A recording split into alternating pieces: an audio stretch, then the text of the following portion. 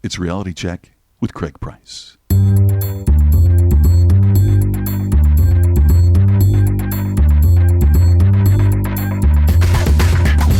I'm an idiot. 4 minutes in and I'm already wrong. I'm like a monkey. Hello, look at me. You're like a beautiful mind. I'm more like Forrest Gump. So it's, Craig Price is the man. I knew it. Craig, shut up.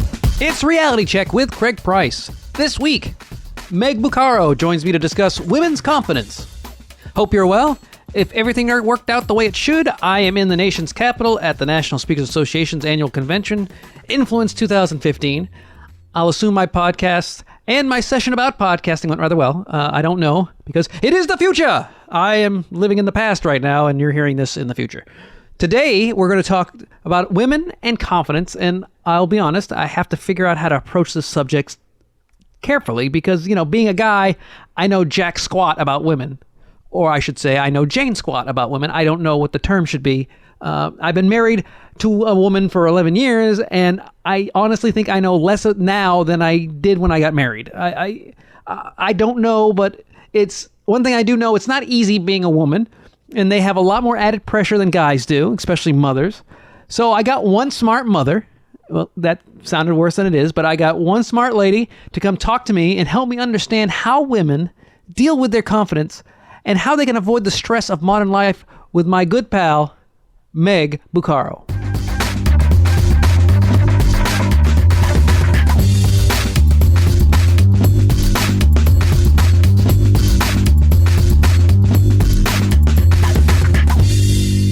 When I think about being a woman, which I rarely do, not being a woman, I don't have to worry about the luxury of not having to be a woman, but it seems like there's a lot of outside pressure unnecessarily put on women. Why do you think that is?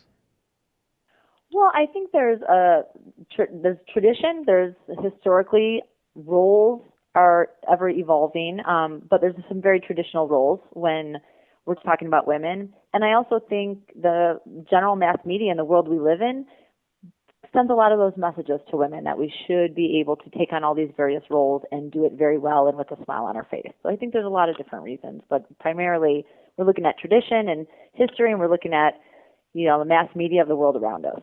Now, do you think that, historically, mom was the mother, and we always came to her when there was inside the house issues?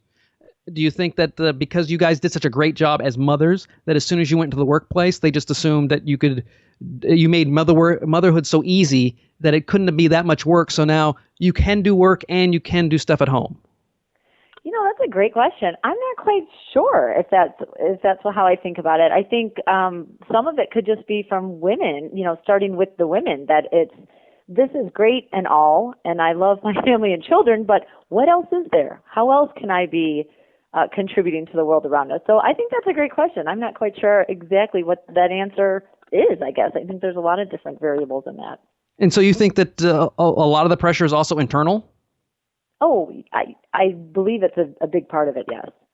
So when you have all these pressures, how can you, motivate? Because like I said, I don't have to worry about these things. I'm a guy. I don't have to worry about how people think of me as what I look like, how I act. Because a woman, if she acts anything like a man, she's either a horrible person or she's cold, or all these negative terms that we use. No one ever says, oh, she's a great leader. They just go, oh, she's cold, she's a bitter. They use profanity sometimes.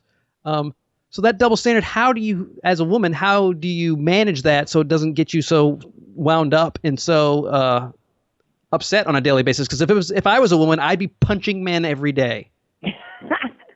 Well, yeah, we don't want to get to that point, certainly. Well, I think the bottom line with that, and again, there's a lot here, but the bottom line is looking inward and knowing there's always going to be expectations, opinions on women all the time. And I would say men too, but we're talking about women right now, just to clarify. And I think the bottom line is being centered and looking at that there's all these different opportunities and pressure, multiple roles that women face day to day, hour to hour. So what is it inside me that I want to do career-wise, or if I want to work outside the home? Do I want to stay home with children? Am I able to? What do, my partner and I, what do we want to do? What do we want for our family? So I think to start there is most important, because otherwise you're just in the wind, comparing yourself to others or others' expectations of you, and then somebody else is in the driver's seat and you're not, of your own life or your own emotions.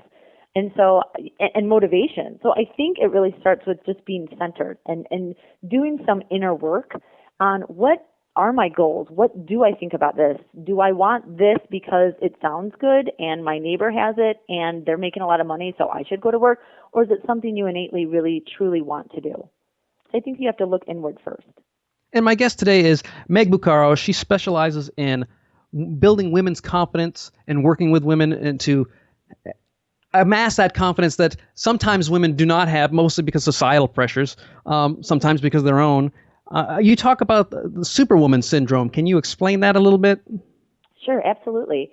The superwoman syndrome, or phenomenon, they call it superwoman myth, is that a woman should be able to balance all of these different roles, work, as employee, as, whatever the role is at work, at home, whether it's children, even women without children, and balance, taking care of the house, taking care of all these different roles, and you should be able to do that and do it with a smile on your face. And if you can't, there must be something wrong with you. You must be failing. And what's interesting is years ago, probably about 15 years ago, before I was a wife, before I was a mother, I was getting a master's degree in communication, and I had to come up with a thesis of this long, year-and-a-half long research project, and I picked, what does the mass media say about the superwoman syndrome? And so I did a content analysis basically of what are women's magazines saying to women about the superwoman syndrome. And at the time, again, I was not a wife, I did not have children, I was this single woman in her mid-20s trying to figure this out. And so funny, I couldn't believe what I found, but what I found was that women's magazines, both geared towards women who stay at home and also working women, that all the magazines basically said you should be able to do it all as long as you're organized.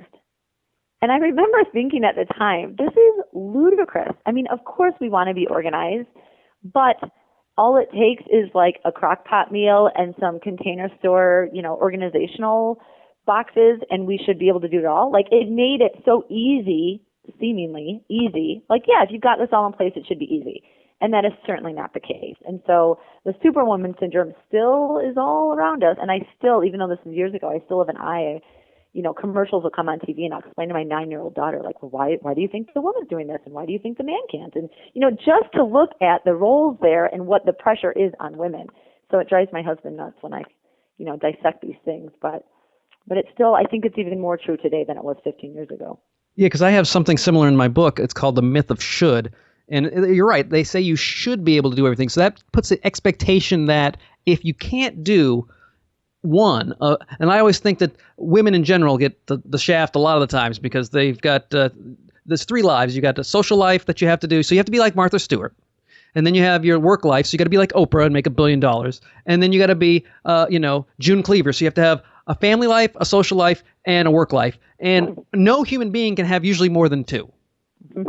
And not at the same time. Yeah, and if you do have all 3, it's usually very fleeting moments. Like, oh, I had a dinner party after 6 months with the kids. We finally found time to have someone over because we finally found a babysitter, or I finally got vacation from work, so now we're able to take the family on somewhere. But it's not on a consistent basis. And if you can't do one of the 3, you're labeled a failure, which I think is completely unfair. Yes. And I think so that should is like, we have to throw that away, because you'll go to Starbucks and you'll see a mom with 4 kids and they all act like perfect angels. And in your head, you're going, well, I got 3 kids and they're hell on wheels and I can't get them to shut up or stay quiet. So she must be the perfect mother and I am this miserable failure, when you have no idea what kind of drugs those kids are on or what kind of verbal abuse or violence that was threatened to get them to behave for that 2 minutes in Starbucks. Right. And you didn't see what happened the hour before that, little picture perfect moment. So how can we balance some of the expectations that we have with the reality of what our lives are like? Well, I think you have to be really honest with yourself. Sometimes now there's a saying, Facebook envy, and it's pretty prevalent in women's articles now. And I think it's just starting to be kind of researched and looked at as a serious topic. But I think a lot of people, what you described about the Starbucks, the woman with four perfect-looking children, people are posting things, right, that look perfect. This beautiful vacation, this is my wonderful husband, and let's be honest with ourselves. Like, why am I posting that? Because I want to project that out, that this is great, But when you're on the receiving end of that and you're looking at others, it's very easy to say, oh, they have it all, and I don't, and now I feel so depressed. And that's Facebook envy, right? But what I think is important when you're on the receiving end of that and looking through things, you have to understand that that is their highlight reel. And it's not the behind the scenes, right? And so we all have the highlight reel and we all have behind the scenes. They're taking that picture because that's the only moment of non-chaos they've experienced, probably on their whole vacation. Yeah, that. Or this is the one time my husband and I are having a great time, even though we're thinking about divorce. Or, and I don't mean to just come up with examples that are that extreme. Did we just have a revelation on the show? Well, these are extreme examples. It's not always like that. It's not always like that. But we have to understand, both while we're posting things or showing things, or we have a good moment at Starbucks with our kids or whatever it is, that, okay, this worked out well. Great. Now let's move on. Or this is a terrible moment. It doesn't mean I'm a complete failure, but this is my behind the scenes right now. And I think if you can realize that and understand it and be true to it, then your life is full of both. So you're going to win some and you're going to lose some, and so is everybody else. So you talk about bringing calm amidst chaos. You talk about trying to, when things are going out of control, how to calm yourself to some degree so you don't totally get either emotionally invested or angry or frustrated. What are some techniques that the average person who's, can't do hot yoga and Pilates every 5 minutes, what is they can do to center themselves, to calm themselves? Well, there's a few. There's a lot. Let's be honest. There's a lot of different techniques and ideas and new ones coming in all the time. A few that I really like and some that I speak on. One is just being proactive. And I don't mean like, oh, let's add 3 more hours a day just to plan out my entire week. And no, I don't mean that. But even if just mentally you kind of go through and say, what's really important? Like, for example, my husband and I were living in a townhome, and we bought a house and we were building the house. And we were waiting for, it to be built. And we had neighbors we knew a little bit where our townhome was, and they bought the house next to us. So we knew these people. We were moving in next door to them, and they had the biggest house and really nice cars. And they kept engaging us in conversation, because we lived near them in the townhome. They say, oh, yeah, we've got this, and we're putting in this patio, and it's this much money. And they kept talking about it. And finally, my husband and I, because it was kind of stressful, like, should we be doing that? Should we not? But our house is smaller. And so my husband and I sat down proactively and said, you know what, this is kind of bothering us. How can we look at this? Because it's stress we don't need. We didn't ask for this. It's stupid. It's like beating the Joneses, right? Like, who needs this? We're a little bit more mature for this, like too mature to deal with this. But the fact of the matter was, it was causing some consternation, and we were embarrassed by it. So we sat down and said, what is the deal? And we put it all on the table proactively and said, you know what? We're never going to have the nicest house, the biggest house, the nicest, most expensive cars. But what we do want to have, and we had to talk through that conversation. The house wasn't even built yet, but we're moving in this neighborhood. It was going to be a lot of kids and families. And, we thought this is probably not the last time we're ever going to feel this pressure. So what's the, bottom line between you and I? And so being proactive about that in a way, which is funny because now that I say it, I'm like, well, actually, I was probably a little reactive there, but we didn't have to sit down and really kind of blow up this conversation. But we said we are going to have, what's most important to us in this new home is an open door policy for family and friends. They will always be invited. We will always make sure that this is a place where our friends and our children's friends and our family feel like they can come over, relax, and enjoy time together. And we've been in this house about 10 years. And, we don't have the nicest this, that, or the biggest this, that, but it is exactly what we determine from that conversation. So it's like proactively deciding what is really important. Because when you understand what is at the heart, of what your desire is, then these things that get thrown at you by other people or by little jabs, from people who maybe don't know exactly what they're saying, or they do, or even, mass media messaging, the world we live in, and how they're projecting these expectations on us, you realize, you know what, that's not important to me. So I'm okay that is an opportunity I'm going to pass up. Then you don't feel that kind of pressure. So one of the techniques I use is just being proactive. Another one that I really like is just using a tactic that really helps gain perspective, proper perspective. Like, in the grand scheme of life, should this be causing me this much stress? So for me, one thing I do is pray. I like to have some prayer time every day, and I have 3 children, ages 9, 7, and 4. So that exact timing. I'm praying for you after hearing those ages. Wow. So I haven't always had days where I've been able to, but I know it's always a goal of mine. Like, when can I get 5 minutes of peace and quiet? Now they're of the ages where I threaten them with no video games if they can't give me 5 minutes, right? But, when they were younger, it was a little bit tougher, but I have to have that every day just to say, all right, how can I center myself? What's really important? Where am I headed? Why am I headed that way? Have I been pulled in a direction that's causing too much stress for reasons that really aren't that important in the grand scheme of life? And it's just my few minutes every day to really focus on that. I know others who are not in the habit or do not choose to have formal prayer. They'll do meditation, or they'll do a form of exercise, or they'll go out into nature and take a hike. However you can gain that proper perspective in the grand scheme of life. Is this something that I should be doing? Is this direction I should be going? Why is this bothering me so much? And don't be afraid to really just be honest with yourself. So any way you can do that. I love journaling. A lot of my journal, I try to do it probably 5 times a week. It's just me being excruciatingly honest with myself. Like, why does this person bug me? I would not admit it to anybody else. So it's like a blacklist. It's just a list of grievances, like Festivus. Well, no, not exactly grievances, but it's my kind of exploration. Like, why is the thought of this person causing me stress? You know what? I'm probably a little jealous. She's got this. She's really successful here, and that's why. So when you can peel that back, then you can go, okay, you know what? Is that really important? Is that really what I want to be, putting my time in? So it is a little work in one sense, but it really does help clarify and kind of peel back the layers of what's really important. Am I headed in the right direction? And so those few things are tactics that I think really help.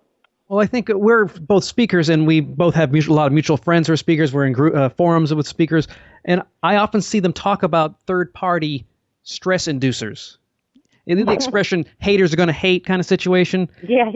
But they make it sound like most of the public or people strangers are going to, and trolls are going to be the ones that cause the stress. But my perspective, it seems like that more stress comes from family and friends. Do you think that is true? Like, especially like the expectations of parents, or, because my parents, I disappointed them very early in my life, so I've been able to overcome that, and now I don't have to worry about them because they go, oh, we're just happy Craig's not dead. He's not on drugs. He's got a job. He has a wonderful wife, and he's not dead. Yay! Success. So I don't get it from them, but I know plenty of folks whose parents, no matter how much success they get, always have some kind of disappointing, oh, well, that's nice, but. Do you think there's a lot more stress coming from people that are much more close to you than this outside stress? I think generally speaking, I think women do feel that. And I think part of it is like, I know in the 80s the term mommy wars came up, and it is kind of dissipating a little bit now. But I think, unfortunately, it is kind of, women that kind of look at certain things as a competition. And I don't even know that they do it on purpose, but I would say that because, you hear things at school pickup or out for coffee or in the neighborhood or whatever. It's like, oh, did you see that? To kind of make somebody feel better, this and that. It's kind of like high school 2.0, I guess you could say. But we're a little bit older now and a little bit more mature, hopefully. And so you can kind of, separate some of that stuff. I can certainly understand the family aspect, and I don't know that it's always done intentionally, but anytime you have two families come together, as wonderful as your in-laws may be, and just a disclaimer, I get along fabulously with my in-laws. Yeah. Yes, you're but I not getting can divorced. relate. You're not getting divorced, and you love your in-laws. We've got that. Yeah, you got it. We're good to go. Yeah, but I definitely understand. I mean, I laugh because my husband's grandmother, who is alive and well and we're very close to, but she is very used to like a clean, orderly house. And, my house is not always like that. In fact, it's rarely clean and orderly. But and so at the time, I had this nice little conversation with her. She was sitting in my family room, and it was nuts, and the kids were running, and we were letting them run back and forth and outside and playing with the neighbors, and it was kind of chaotic for her. And my husband was coming home from a 13-hour, work day, and I said, "Yep, I told Matt, my husband, I said, and I'm talking to his grandmother. I said, "Yep, I told Matt he can have a clean house, or he can have kids that are clean, or he can have kids that are happy." And she looked at me and she goes, "Well, I think you can have both." Yeah. Not knowing that her kids are miserable. Right. And I just said, well, I don't, and I disagree, and that might change eventually, but this is where we're at right now. And that was like the end of the conversation. It was just like, I understand where she's coming from. I understand that's her opinion. She certainly has a right to her opinion, but I don't feel that way right now. And that might change, as kids get older and whatnot, but it was kind of funny. So I think there's always going to be expectations out there. I think the key is, am I all right inside to be able to say, you know what, I get where you're coming from. I don't agree, but whatever. Well, and that leads me to my next question, because one of the things that we both agree on is being able to say no. I think that, especially in a women's position, historically, they haven't been in the position to be able to say no. They've as a oppressed minority for a long time, is pretty much, you're supposed to do what your husband says. You're supposed to do what your family says. I mean, that's the whole point of marriage. When it first began, was you were basically getting set up to merge families. It was a corporate merger. And so you got married so they could, amass more goats and more land. And so you had to do what people said. And it seems like that's still sometimes the case, or at least that's still the mindset for a lot of people, is that I'm not allowed to say no. Tell me why you think no is such an important word and how you can use it without feeling awful. I think in no, there's freedom. So if you say yes, PTO, yes, do this, yes, work extra hours, yes, be the soccer coach, yes. That's just preposterous to me. Like, how can you possibly say yes to all that stuff? And one line that I say a lot is, if you say yes to all these things, then, you've lost control. Because if you're saying yes a lot of times out of guilt, now if it's certainly things, we have to say yes. I mean, there's certain things that you truly want to do, but not every opportunity should you be saying yes to. And, some people will disagree and say, well, whenever I get an invitation, I have to say yes. Like, they're thinking of me, and I've been to their kids' party, and I need to go to their, back and forth. And I get that, and there's always going to be some exceptions, and you have to take that on a case-by-case basis, certainly. However, I just think there's a lot of freedom in no. It puts you in control of what is good for your family and your schedule. And it also, it just takes that control off of somebody else being in charge of your stuff. And so I think the word that comes to mind is just freedom. I mean, there's freedom in no. So you get to decide. My husband and I, so we have a 7-year-old son who's dying to play football, organized sport football. We're not even going to get into the whole concussion thing at this point. We're just going to talk schedules. And he is sitting at the dinner table with a football on his lap, and he's playing football in the backyard, and he's playing football by himself in the living room after school every day. So he's really into football. And we looked at the schedule at his age, and it was games on Sundays. Well, for Matt and I, Sundays are family day. We don't have sports. We don't have family, extended family parties we don't go to. This is our day. And it started years ago when he was in a executive MBA class, and every other weekend he was at school. And so Sundays were the only day that we had with our family. And we've just kind of kept that tradition. We said no to football because of that. Now, we had to explain to our son that this is why, and next year when you're older, it'll be a little different. So we're still kind of considering that. But there's some freedom. So on Sundays, we have family day. And we think for us and our family, that's better than having him in football at this specific moment in his life. So I just think there's freedom for great things that you decide are most important when you can say no to things that may not be that important. So how can you say no without getting people upset? Do you say no and not worry about it? Is there a technique that you can use that you can say no and they'll soften the blow to some degree? Well, I think we have to kind of take that case by case because not all invitations are equal. I like to say, so recently I just got asked to chair an event at my kid's school. And I said no. And it was a friend of mine, actually, and she's a great salesperson. She's like, well, we were thinking that you could do it with so-and-so, who's a good friend of mine. That way you guys could have fun and you could share it. And I said, I'd love to. I just can't. I cannot share this event. And she said, okay. And that was the end of it. She's not mad. She understands. I just can't. You asked me if I could. I'm telling you I cannot. When I'm looking at it, you don't need my general rule of thumb. And like I said, not every invitation is equal. But you don't always need to explain. If you have decided that I don't want to, I'm not able, it's not going to work out for whatever reason, you don't have to tell, no can be a full sentence. No, or I just can't, would love to help you. Sometimes it is also, I can't, but do you want me to ask so-and-so, or do you want me to try to look for somebody who might be able to? If you have the time to do that. Sometimes you don't have the time or the energy or you just don't want to. But I just think if we're less concerned about, and this sounds so rude, but if we're less concerned about softening the blow and just saying, you've asked me if I'm able to do this, I really am not. Is there another way I can help you that is less time constraints or is not on that day or does not have the responsibility? Be honest. And I think that's the bottom line, is just being honest. I think women oftentimes feel guilt. Well, I should be able to volunteer at school. It's my kid's school. And yes, but there's a lot of opportunities at schools across the world for mothers or, fathers, to parents to volunteer. So they're asking you for one thing. That's kind of how I look at it. Now, I volunteer and do other things at that school. So I don't feel that guilt. But that was not something I wanted to do. So I think, I don't know if it's softening the blow or just, no, it's being a little bit selfish, I guess. It's being direct and honest, which is, I'm usually direct and honest all the time to a fault, to a point where people don't want to talk to me, which is kind of the reason why I'm direct and honest. But, yeah. But I also make sure that one of the things that I tell folks is that if you're going to say no, say no.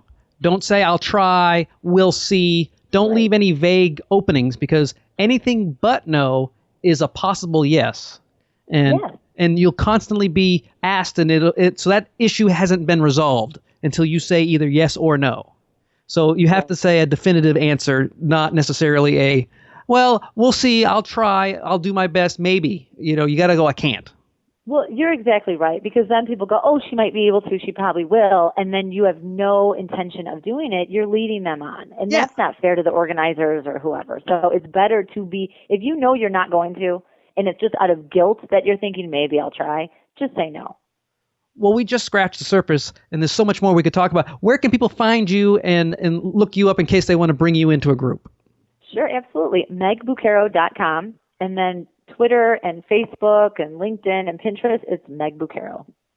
Well, Meg, as you are listening to this, folks, we are both in D.C. It's Tuesday, so that means we'll be drinking heavily tonight at the banquet.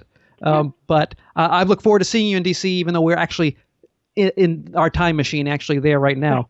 Right. So thanks, Meg. I can't wait to see you. Thanks, Craig. Thanks so much. That's the show. Thanks to Meg for coming on. You can find the podcast on Facebook, also on Twitter @RealityCheckPod, and email questions, comments, and guest suggestions to Craig at speakercraigprice.com. If everything worked out, you'll hear my sessions that was this last Sunday, but I haven't done them yet because it's this Sunday. But that doesn't matter now because it's Tuesday, and we're living in the future. See you next week.